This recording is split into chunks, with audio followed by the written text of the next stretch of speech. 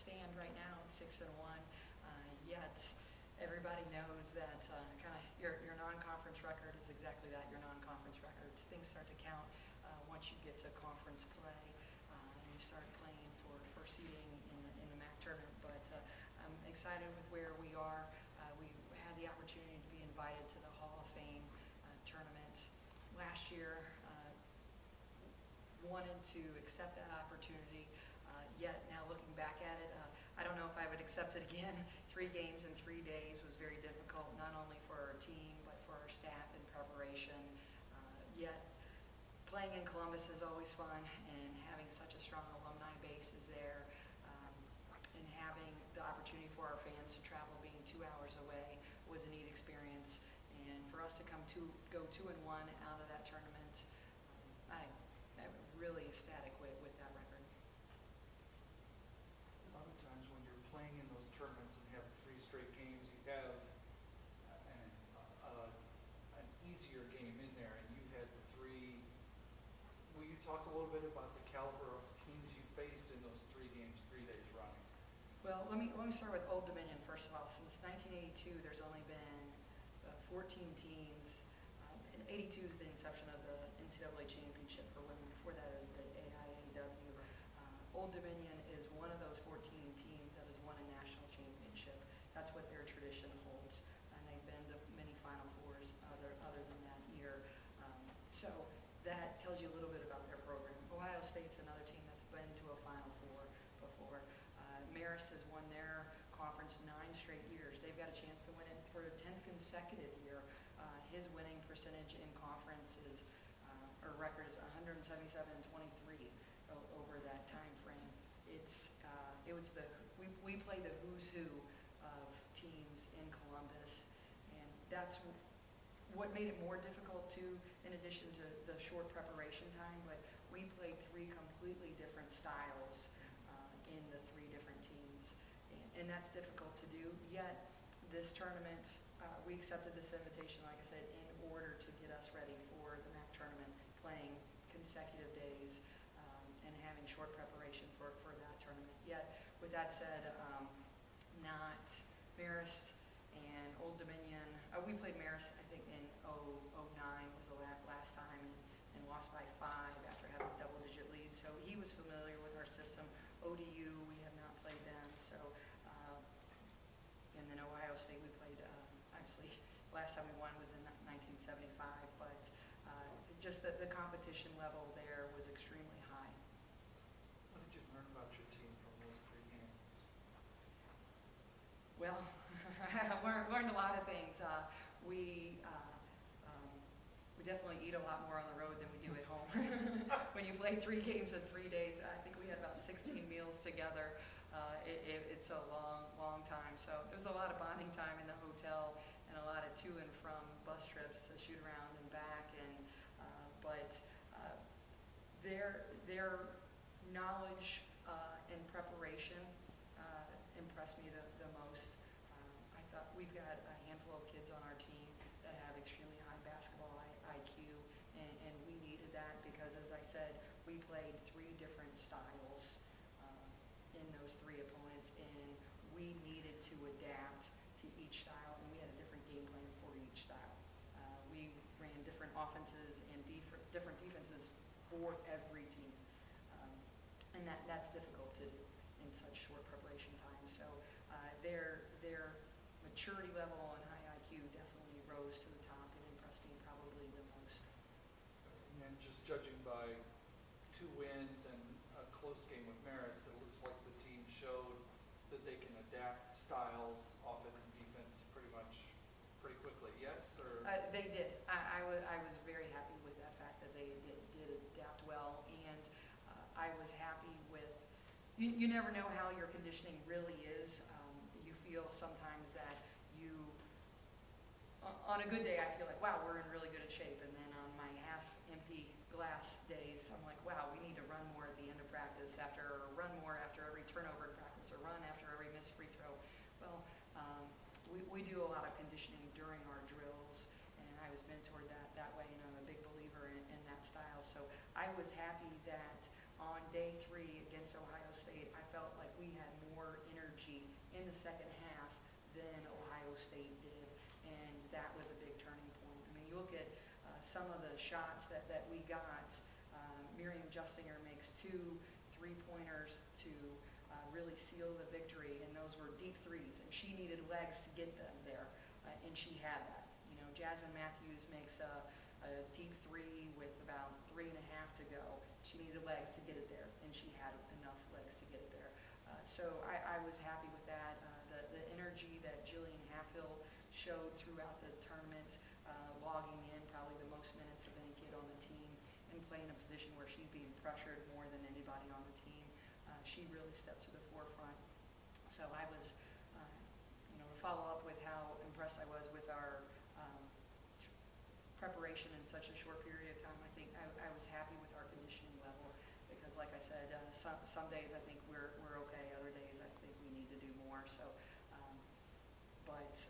we're going to enjoy a good 2 days off. I had yesterday off and have a light shooting workout today, and then we'll get after it again tomorrow. But if you would have seen the enthusiasm in the locker room after the game against Ohio State, they still had some more energy with how hard they were cheering when they heard they had all that time off.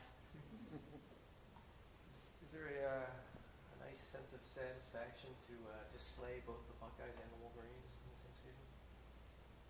I'm satisfied and with the fact that we started 5 Ohio kids in that last game against Ohio State. So just hearing each name being introduced over the PA in Value City Arena, and each kid's from Toledo, Ohio, Sylvania, Ohio, Westchester, Ohio, Canfield, Ohio, Tiffin, Ohio, that moment it really sunk in for me because, as I've said earlier, you either bleed maize and blue or scarlet and gray, and it was neat that those kids that started for us chose us today.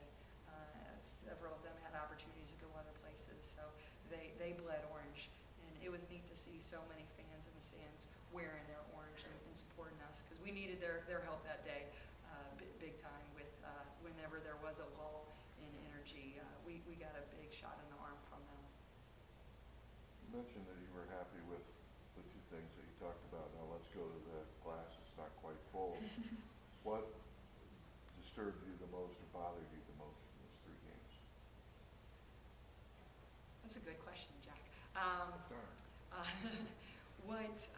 I'll list them as areas of improvement instead of things that kind of bother me. Areas of improvement, we need more contributions from kids off the bench. Granted, I know I control playing time and control that, but we made some mistakes when we came off the bench that we can't make in a couple of different times. Yet it was that's the half empty approach. The half full is, well, I think we got good experience in those 3 days from our bench players and big contributions at the right times. That's probably the biggest thing. I do worry about tired legs in that tournament in particular, and we need to, in the first half of that Ohio State game, everybody, jumped in there and got time in that first half. And that's what I wanted to do and wanted to see. And now we've got to get even just contribution. I think we have the ability to get contributions from everybody on the team, night in and night out, and that's our goal to get those contributions higher and higher within each game.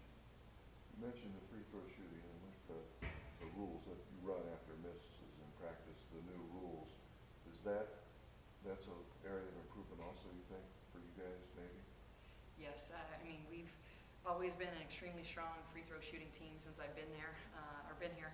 A lot of people can probably attribute that directly to Lauren Prohaska and Tracy Potnies and Kate Octor, but now we're sending a lot of different people to the foul line, so that's a percentage. The free throw percentage has got to increase. Yet we're one of my favorite stats still is you still want to make more free throws than the other team shoots, and through 6 games we met that.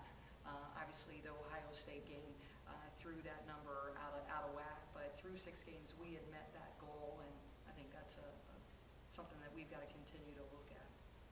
And you mentioned younger players on the bench, basically. How do you work in practice with them to get better? Is there specific things you do, or just keep feeding them so they keep learning? Everybody gets the same number of reps, and we will try different combinations when we play together against our men's practice squad.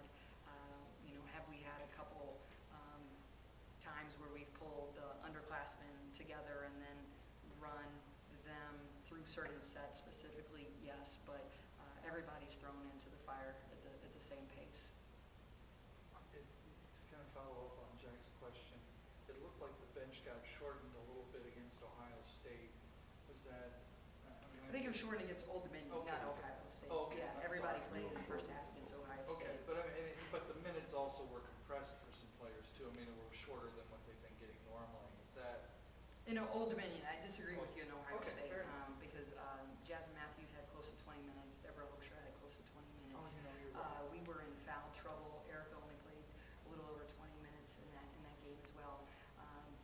Against Old Dominion, we shortened the bench a little bit more because that was a different style that our upperclassmen were play by Old Dominion, that our upperclassmen were more adept to defending. So what you're telling me is that you don't think the bench will be shortened long term? It just, No. that was more of a game decision? Yeah, it's a game-to-game decision each time out. No, but I was excited. Everybody got in the first half against Ohio State and either had an assist or The contribution of some sort of logged in some solid minutes. Any other questions? Is Leah close to maybe getting ready to play? I see she was dressed. Leah was dressed, and she did participate in warm-ups for each of the 3 games while we're down there, but she is getting closer. Okay. Yep. Okay, thanks, Coach.